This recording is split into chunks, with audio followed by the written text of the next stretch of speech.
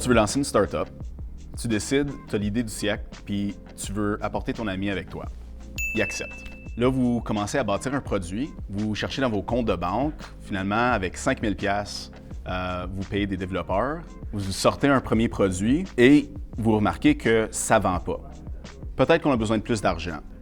Alors, on prend un avion, on s'en va à Silicon Valley, on organise plein de rencontres avec des investisseurs juste pour se rendre compte que notre produit ne va pas fonctionner.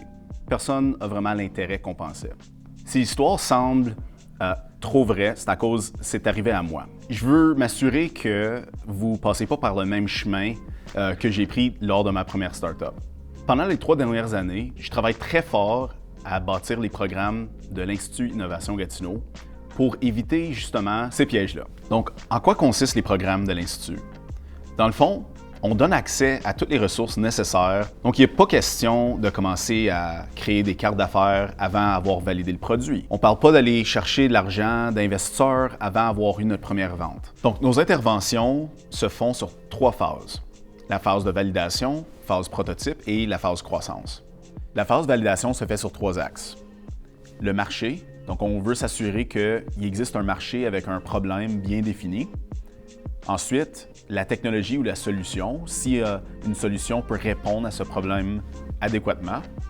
Et finalement, le modèle d'affaires. Il faut aussi assurer que l'entreprise va avoir un modèle d'affaires qui se tient maintenant et dans le futur. La prochaine phase, c'est la phase de prototype. Mais avant de bâtir un produit avec du code, on va créer tout d'abord une maquette pour permettre au segment du marché qu'on vise de voir s'il y a réellement une valeur ajoutée. Puis comme vous le savez, bâtir un prototype, ça peut être assez coûteux. C'est pour ça que l'Institut offre des services de financement pour payer ce premier prototype-là. L'objectif de cette phase, c'est vraiment d'atteindre le product market fit.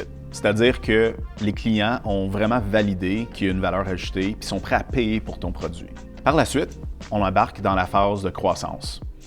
Il s'agit vraiment de mettre en place des processus et des systèmes pour multiplier les ventes à grande échelle.